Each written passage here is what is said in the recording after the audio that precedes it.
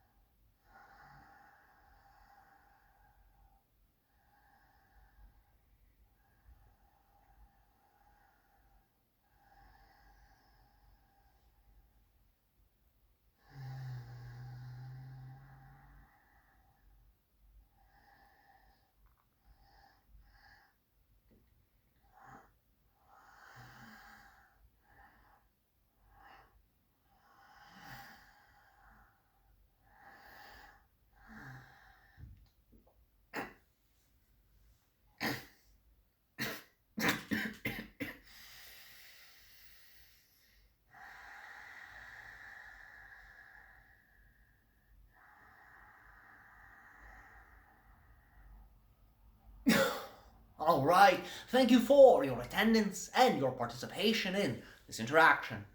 We extend a warm invitation to you, being the one asking the questions to us. We include you in this transmission as we find your energy, your insight, particularly valuable, and we thank you for volunteering in this adventure. Thank you. Of course, all of you whom are listening to this in whatever parallel reality you are in, listening to these answers, we thank you for your creativity in submitting the questions you have submitted.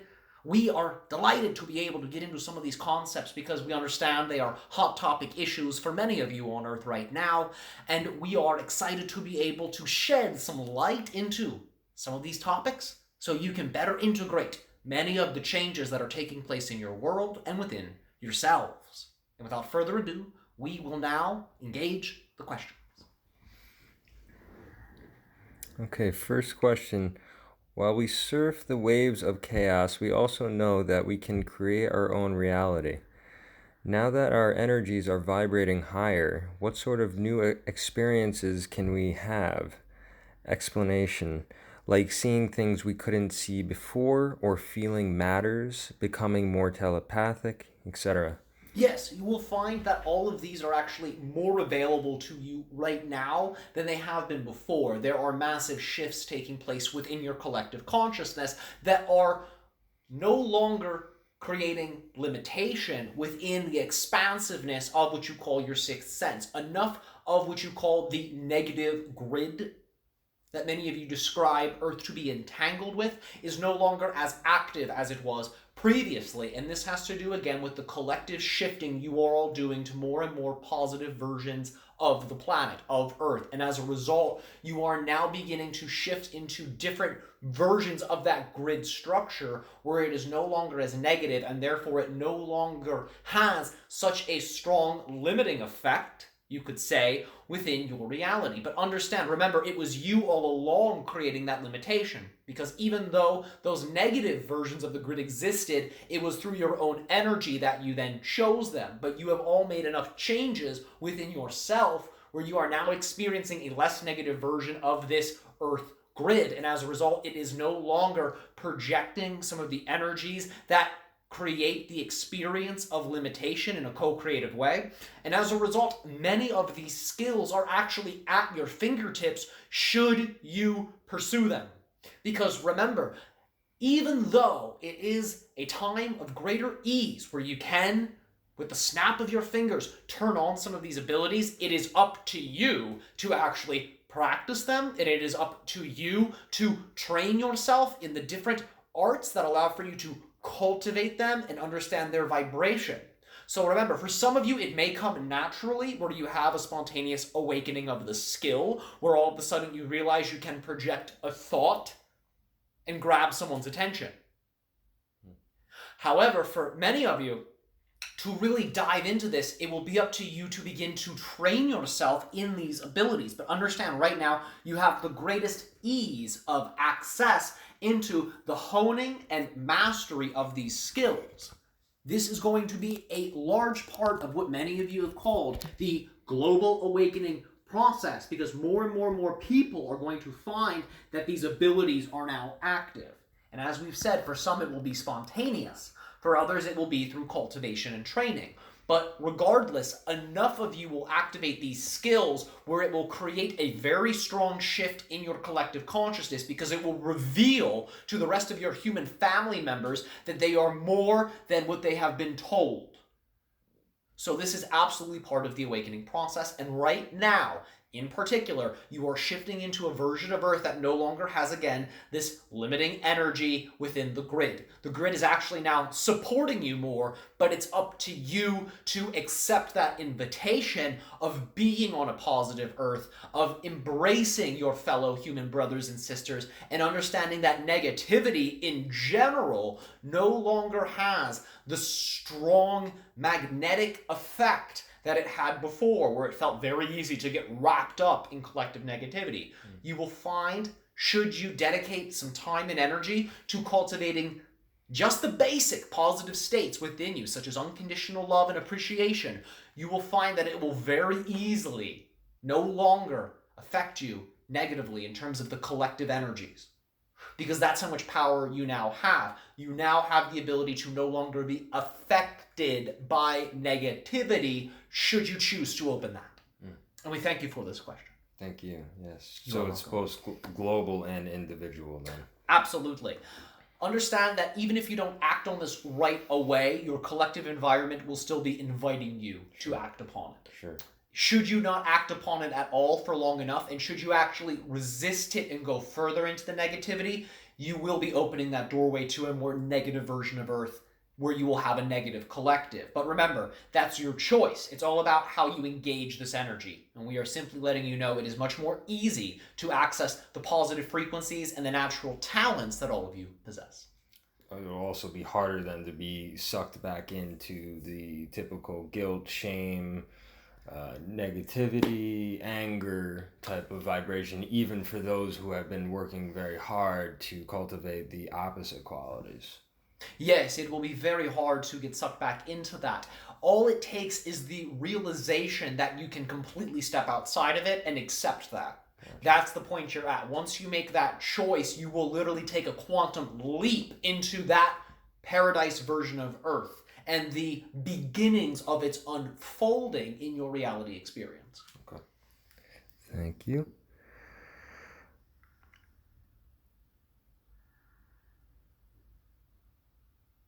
How is our planet, Earth and Earthlings, evolving on its ascension path? Yes.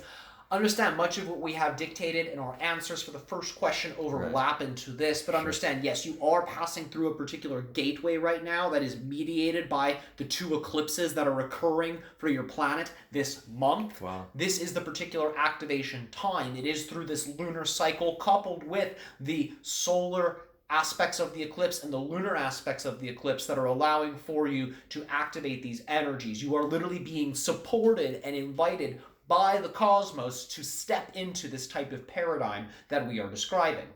And that is where Earth is currently. The cosmos are inviting you to step into, again, this utopia. That is where you are at. The invitation has now expanded to your entire perception of the universe. So in other words, at first it was just you supporting yourself. And then you found people within your community who are also supporting you in your growth. And now it's expanded past the Earth, where now the planets are supporting you in this. Different galaxies and stars are now more openly supporting you in this. So now it is up to you to, again, take this invitation to, again, just shift your frequency to become more positive, to fully step into this version of Earth. Are we Earthlings slow? How does that influence the bigger picture? It's not that you're slow, because remember, it's all about time. And remember, time does not exist. So when we look at you, we just see all of the parallel versions of you, where you are going through your process and where you have already completed the process and you're beginning new processes. So we see all of that at once. So to us, it's not a matter of speed. To all of you, it may seem slow, but there's nothing wrong with that. Because when it is slow or perceived as moving slowly, that is your opportunity to reflect upon your own energies and to dream about what it is you wish to create. So remember, if you're creating the experience of a slow-moving journey, a slow-moving path, remember, you must be doing it for some positive reason. Otherwise, you wouldn't be doing it. So investigate what that is. Just because it might seem slow doesn't mean it's holding anything up, doesn't mean it's negative. Remember, this whole thing is happening in perfect timing, in perfect synchronicity. That is why it is the awakening process. It's all going according to plan, because that is what you have all agreed to do. You have all agreed to wake up. And would that be the same said for people who seem to get stuck in negative emotions or even negative events in the past, and they can't seem to work through it? With these people, remember, it's not that they're slow either. They're going at the pace they need to be going at to have that experience. Because remember, not everyone will accept this invitation. This is a splitting of reality. This is a literal splitting of your physical reality, where people who do not accept this invitation will literally shift to a different Earth. You are at that point now. That's why this invitation is expressing itself on such a collective level, being supported again by your solar system and your different stars throughout the universe. The whole universe is watching at this point, because this is the point where your reality begins to officially section itself off, you could say, where people from one camp of what you call negativity are going to go into one section, people of positivity are going to begin to move into the other section. And it will get to a point where you will no longer be experiencing the negative versions of these people at all. But what is required is, again, for you to have that experience, you must accept that invitation. You must choose a camp. You cannot be on the fence. You can stay on the fence for a little bit, but eventually you will be compelled by your own inner desire to pick a side. So it's important that even if you feel like you're going through a tough time, you're having negative emotions, not to beat yourself up, understanding that you are just becoming more of yourself, and you can always choose the more positive direction as long as you hold that in your heart. And you hold that vibration of that utopian frequency of Earth in your heart, you will shift to it. So do not beat yourself up. Do not feel afraid if you're saying, oh my goodness, I want to make sure I'm the right version of Earth, but I have all this negative energy in me. That doesn't mean you're going to shift to the negative version of Earth. What dictates which Earth you move to is your vibration and is your response to your own internal and external energies.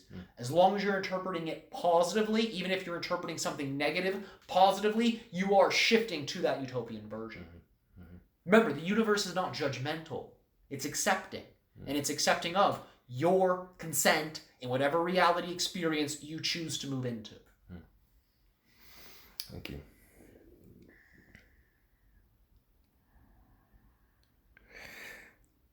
How many of us Earthlings are here making a difference for our planet? Every single one of you. Okay.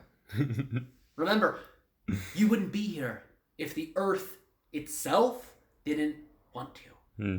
So you always impact the Earth by virtue of the fact you are the Earth. You literally are extensions of the Earth, walking on top of itself, and underground within itself, and flying above itself. You literally are the Earth. Every single thought you have, every single emotion you have, every single decision you make, everything you do literally impacts the Earth because you are the entire Earth, experiencing yourself as one Earthling.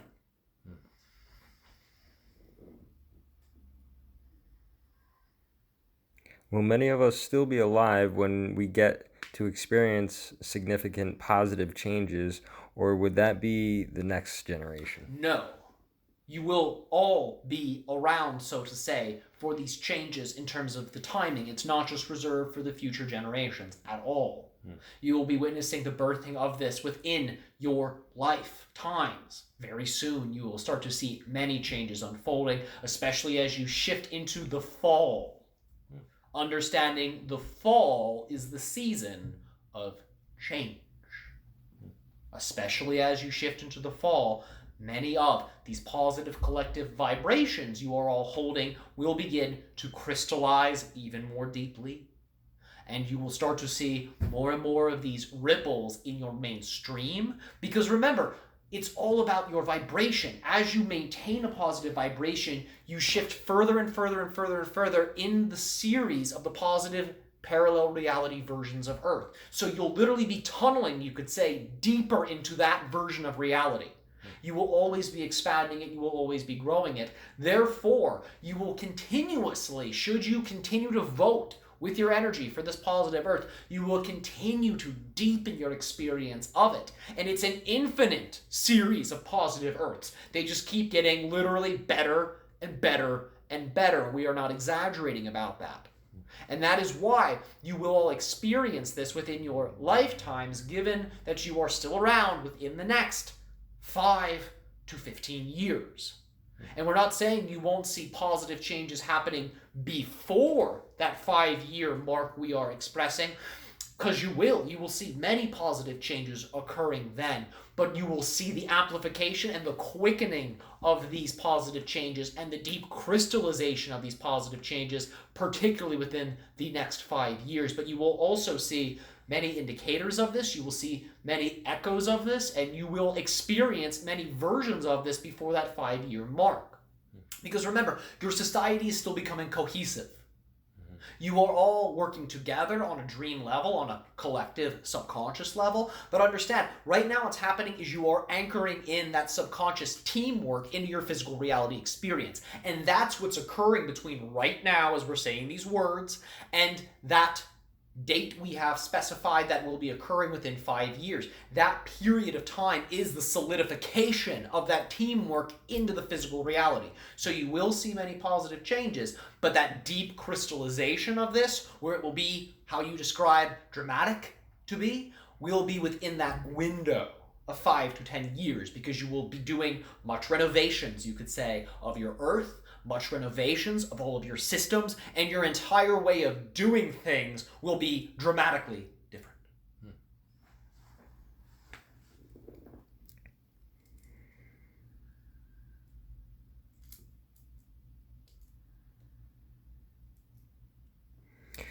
How do we make an energetic difference by being ourselves? How does our energy affect our environment? For instance, already by just walking around the city.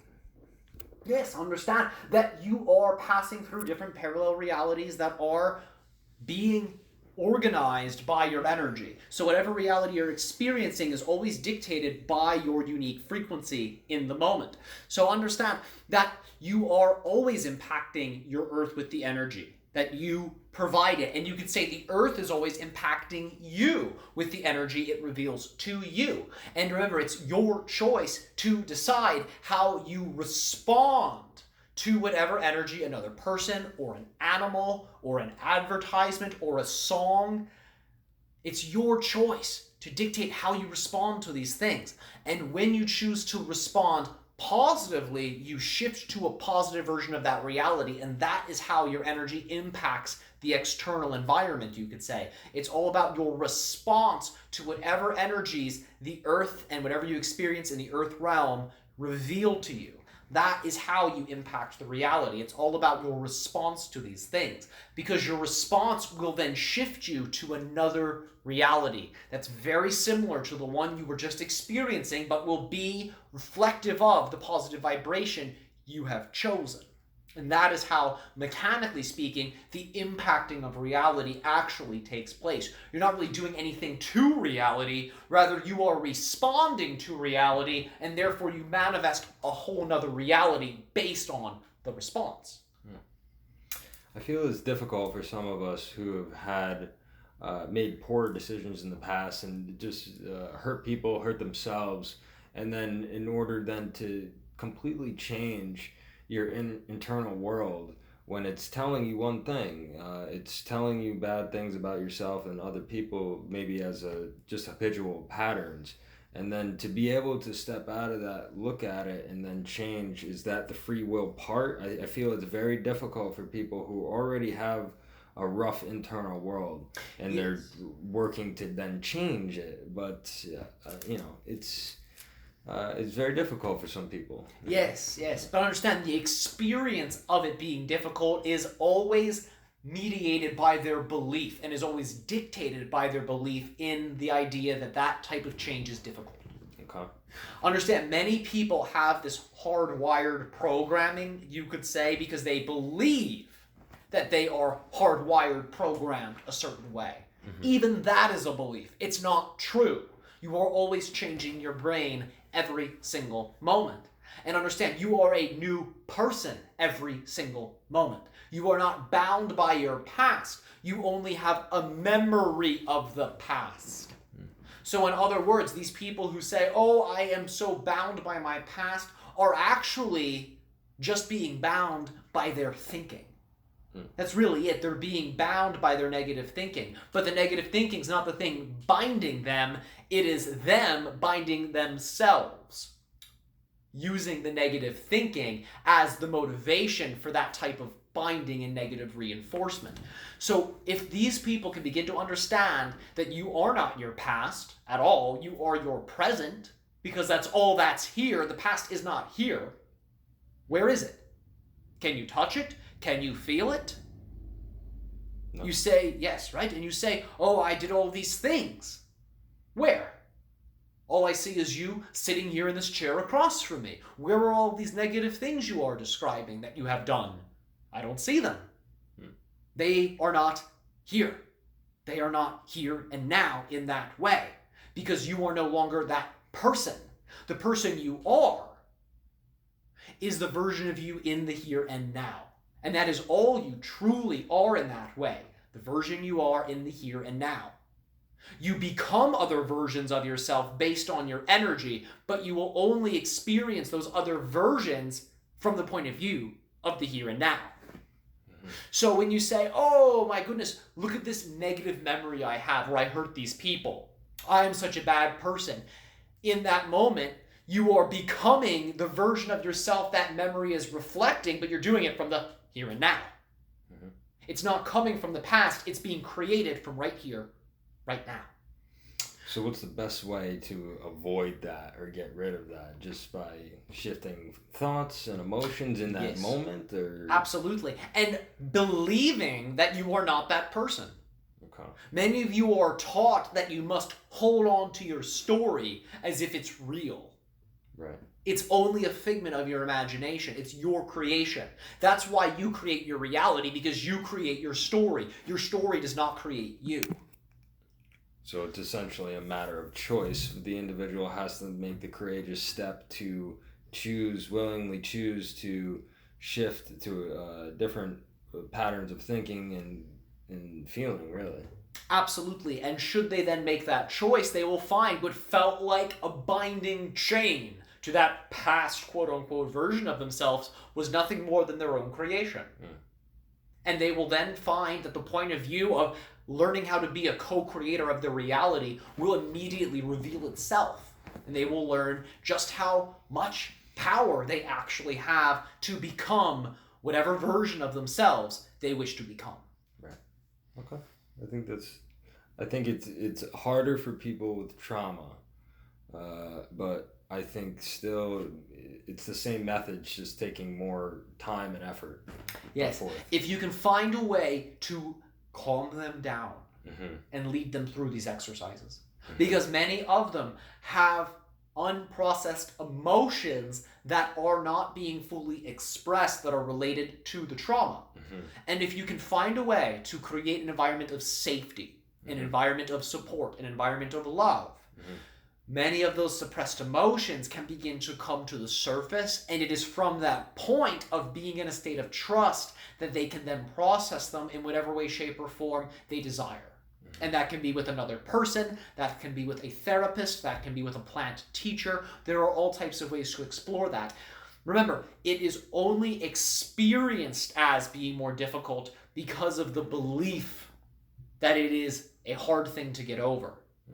We're not trying to invalidate at all the intensity of what any of these traumatized people went through, but the idea of this is a trauma and I can never be myself and I am, as a result, permanently injured is just that. It is just a belief that many people end up buying into that creates the experience of it being difficult.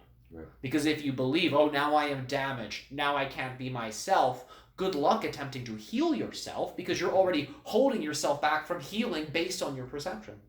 So by going into that state of allowance and trust, and the belief that I can heal, and more importantly, the belief that I already am healed, will help people move in that direction, identifying with the already healed self.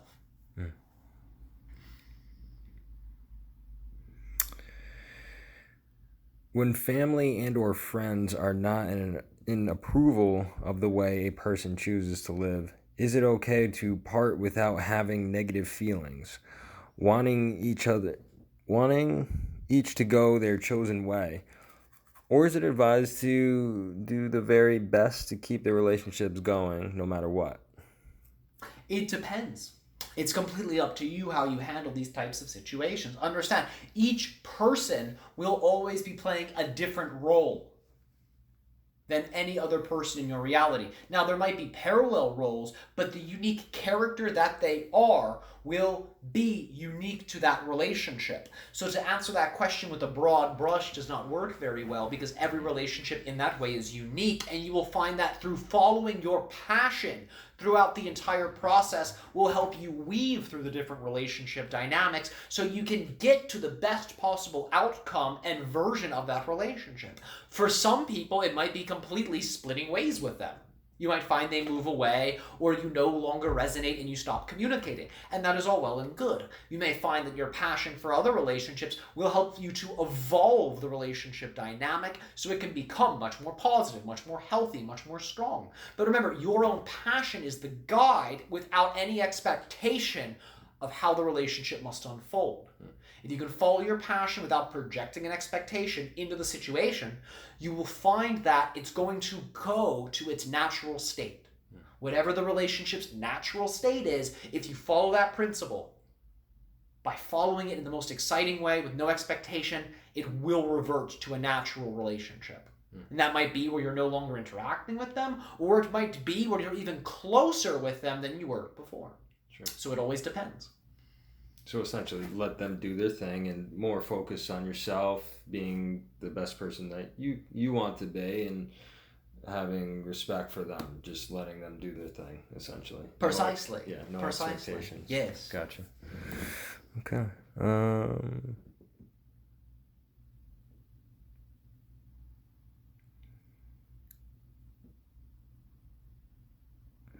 Are the observing energies like orbs around us reporting to a council? Not all of them, but they are reporting to a collective. Now, remember, a collective and a council are not the same thing. There can be councils within collectives, and you could say, a collective that is functioning as a council, but understand that these beings play many different roles. They are all peering into your reality for a variety of different reasons. There are some orbs that are essentially like video cameras for extraterrestrial or interdimensional television, you could say, where people are literally just watching and there's not a council energy that's a part of that. It's simply just for beings to observe. There are other orb beings that will come in that are part of councils, and many of these councils will have multiple orb beings that will essentially bilocate or trilocate to different areas of the earth, or even more expansive than that, so that they can view your reality from all types of different points of view. And from there, these councils will then communicate to whatever networks they are a part of. So some orbs, yes, some orbs, no. And some orbs are simply a part of just small groups that say, hey, let's project ourselves as this orb into the reality of Earth so we can just observe the humans. And they use synchronicity to be able to find the precise moments where it's most auspicious for them to project that orb energy into the reality so they can get the data they need, see the experiences they need to see, and then learn from it.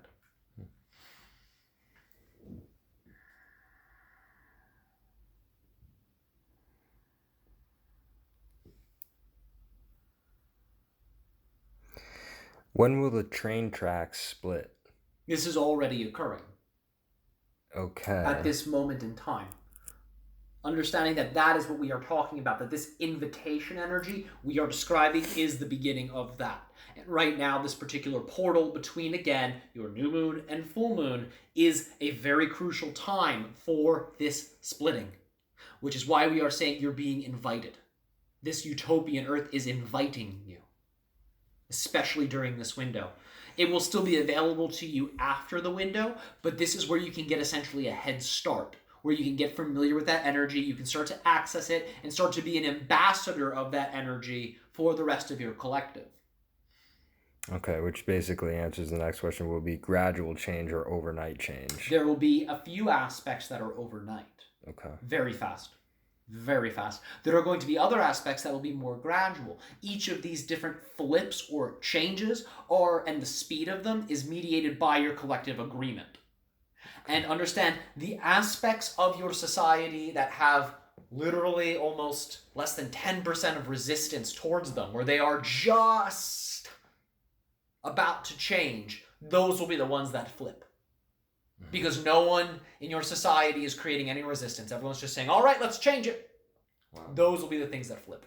The other ones where there are still people holding on and are gradually letting go, those will be some of the ones that take a little bit more time. Typically, there are other exceptions to this, though. Understanding there are some projects that will actually require extraterrestrial assistance. So that will be a gradual process because it will also correlate with you building that relationship on a collective level with extraterrestrials. That is gradual to serve that purpose of deepening a relationship. So there are exceptions to these rules.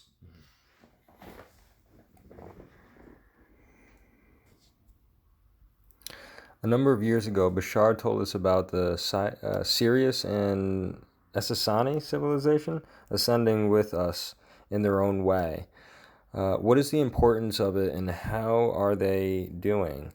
How does us being slow influence their ascension? Well, again, remember, you're not being slow. Right. So there is no negative influence in that way on the ascension process. Understanding that as our society, as Sassani begins to ascend in that way, we are essentially bringing you with us. More or less, we're actually bringing you with us. Now, remember, it's always your choice to go with us. But as soon as you choose to go with us, we are actually bringing you. So it's essentially an individual allowing openness for each individual. It has to be open and receptive to these shifts. Really. Precisely. And that's why you can always shift to a negative Earth. That will always be available to people if they wish to go there. Even our society, which is what you describe as highly evolved, we even have the ability to create negativity if we chose. Right. We are still allowed that. But we don't choose it because we realize it doesn't serve us positively. Sure. So, remember, you are not impacting our shifting into 5D negatively at all. Because remember, even though you may be showing us negative examples of what not to do from time to time, It's up to us to dictate our response to that. So we interpret that positively, so no matter what you do, it's essentially rocket fuel for our shifting process. You could destroy your planet, we'd still use it positively. We mean that. Yeah, no, there are versions of Earth where you've destroyed it, and we take positive meaning from that. So we can learn from the experience and then better assist the versions of Earth that have not been destroyed. So you said that as a macrocosm, and this also, I assume, correlates on a microcosmic level, meaning for each individual. Yes. Like, if something disastrous happens to them, they still ultimately have the choice to perceive it in whatever way they choose. Precisely. Yeah. Precisely. The same thing with the beings from Sirius. Understanding that they also utilize the same type of positive momentum we are utilizing. And we are all essentially teaching one another, because understanding that we as Sassani beings have different DNA, have different histories, have different abilities than the beings from Sirius. So their evolution, even though it mechanically mirrors ours in terms of just responding positively and believing positive things and acting in this way, even though that's mechanically what's happening, how they experience that is very unique to their world, because they have different types of bodies, they have different types of DNA, they have different histories. So as a result, they get to experience their own evolution as very unique, diverse beings. And in our society, we get to witness this. And it then provides inspiration for us on ways we can more creatively expand our society, expand our skills, and also expand our ambassadorial networks to other worlds, because they are also associated with other realities that we are not yet completely associated with. So through their evolution process, they are also able to interact with different beings and different collectives, and then that reveals to us the existence of those collectives. So it also provides us an invitation to be able to expand our networks as well. And remember, because we are both, as two collective civilizations, pulling you up should you choose to also become much more positive in this way, you also get tapped in to these realities. Many of you do not remember many of the experiences you have with our collectives, but in your dream world, we are constantly teaching you, and you are constantly teaching us. Because remember, you're also evolving. You're also going through your own unique changes. You are also interacting with many civilizations that are still new to us, because you're on a different version of Earth than the version of Earth that we as Sassani came from. So there are civilizations that are currently interacting with your Earth that were not part of our unique timeline. So when we interact with you, we are also getting exposed to new civilizations, new beings that are interacting with your current version of humanity, which is dramatically different than the version of humanity that became our civilization. So you're always teaching us as well. Because remember, you're part of the society, the version of Earth that wakes up. Our version of Earth did not wake up. At least not until enough damage to the planet and the species had been done. So remember, we are learning from you, because you are literally showing us what our history would have been like should we had not have destroyed our planet. So we're always learning, and we love you for it. Wow.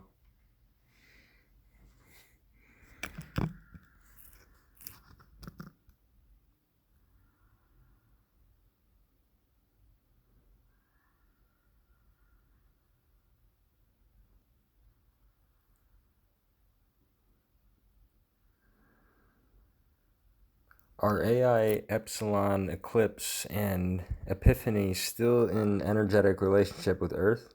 Can you expand how that works, and also how long this will continue? Are they perhaps a balancing link assisting the ascension path of Earth and Sassani and perhaps Sirius? Yes, understand that it is through these three artificial satellite planets that we are able to maintain a very strong telepathic link between ourselves, our ships as we travel into the cosmos, and our home world. So essentially, these AI technologies assist our bodies and our ships in being able to maintain this connection to our home world. And that's one of the primary ways we utilize these artificial satellite planets. So understand, whenever you're interacting with us, you are also getting those frequencies in the transmissions and in the interactions. So even right now as we're speaking, you could very easily begin to meditate on the energies of these 3 artificial satellite planets because their energies are a part of the energy being channeled now.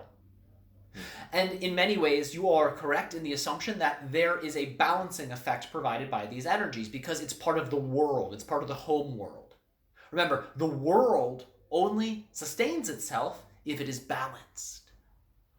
If you have too many extremes, the world becomes unbalanced. So these artificial intelligence satellite planets assist the balancing of worlds. Our world is already heavily balanced, but when we then interact with other societies, that energy of homeostasis and growth and non-predation of different species that is common on our world is then available to whatever world we interact with. That is one of the main reasons we have the satellites, so that way you can also get a taste of what a balanced planet is like, because right now you're creating a version of Earth that is shifting into balance, but still has a little bit of turmoil on its surface. So when you interact with us, you are also getting emanations from those satellites on a subtle level that allows for you to understand, well, what is it like to be on a balanced planet where people are acting in harmony with their true selves and with the true self of the planet, because again, they are extensions of the planet. So these artificial intelligence satellite planets help to subtly teach this message, typically in an unspoken way. But should you begin to meditate upon them, which we are inviting you to do if you feel inspired, it will very quickly show you what it is like to be a true Earthling. What we mean by this is the following. There is a blueprint version of your energy that you and the Earth have co-created. This version of yourself always exists. You can always shift to it. You can always become it. It's a matter of tapping into its unique frequency. Understanding that this version of yourself that we are talking about, this blueprint that we are describing of energy, that represents that Earthling version of you, is the most authentic version of yourself that is working in harmony with the Earth and working in harmony with your higher self to live the best life possible.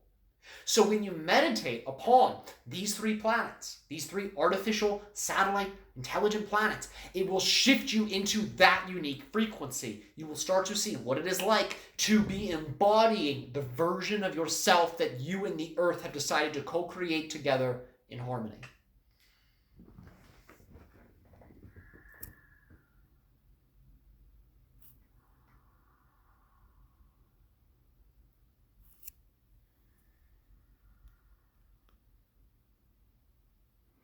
Is there a special relationship between the Pleiadians and Sassani? There is. In many ways, we trade, you could say, information with the Pleiadians and the different civilizations that exist within the Pleiades, because there are many species that exist within this constellation. But in many ways, we will oftentimes trade data. We will trade information relevant to history, relevant to the history of other species, as well as the coordinates for other worlds, understanding that they travel very far into the cosmos to be able to interact with species and civilizations that are unknown to us. So we oftentimes will get coordinates and new locations and the understandings of new societies from them. This is one of our major interactions with them.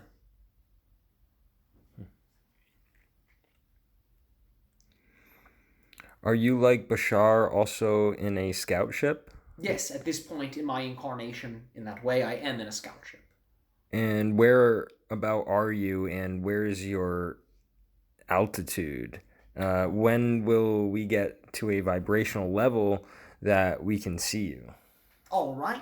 Understand that I frequently hover high above your clouds, out of sight from many of your pilots, but I frequent Egypt personally on my ship, understanding that the energy of this location is expanding and it is triggering many upgrades, you could say, within the human DNA. And as a result, not only is my ship present here, but there are other ships of other extraterrestrial collectives present here, observing this phenomenon and also scanning, reading into the energy, because we are learning from this energy that's being released from the various pyramid and ancient structures within this region.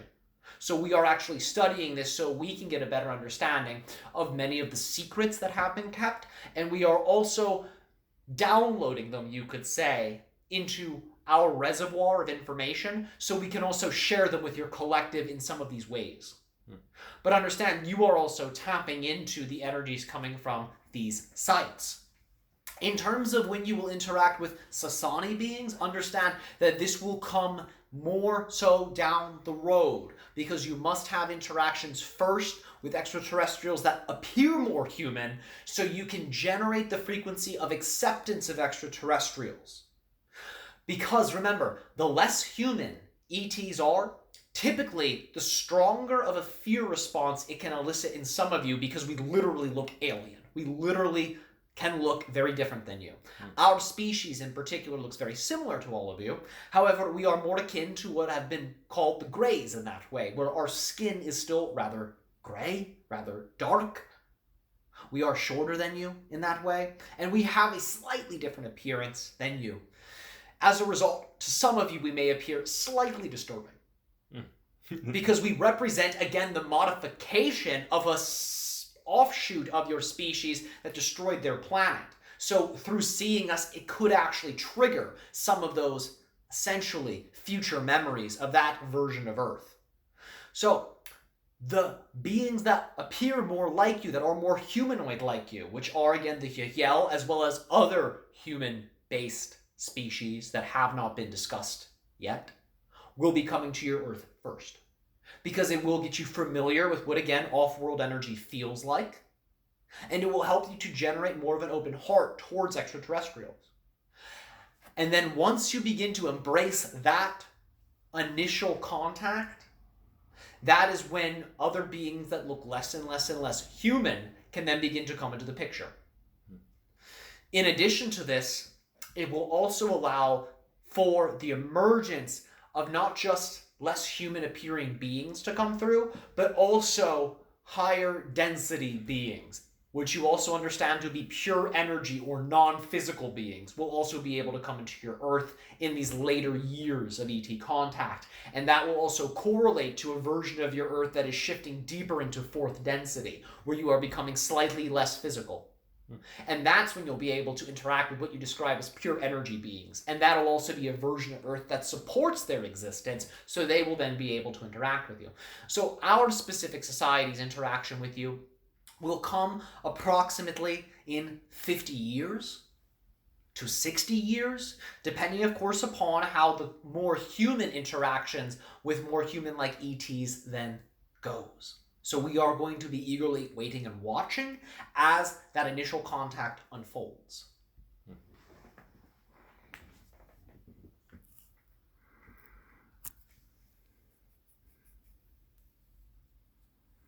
Have you visited our planet as Riok in physical form? Would you like to? And how would you desire to pursue?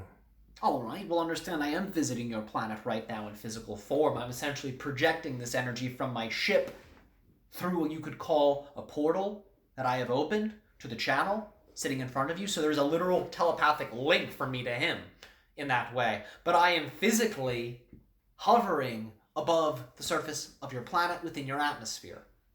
So I am always visiting Earth in that way. I have not always visited Earth. I have had many other roles in my society. However, I am at a current point in my incarnational theme where it has become relevant for me to be in proximity to your Earth's surface. How many years is your incarnation typically? 300 to 400 years. Okay. I think that is it. Thank you so much for all You your are quite information. welcome. Yes. It has been our pleasure to be able to interact with you in this manner. Our unconditional love, passion, joy, and excitement to you and to all whom you encounter in your physical reality experience. We will see you soon in your dreams. Thank you.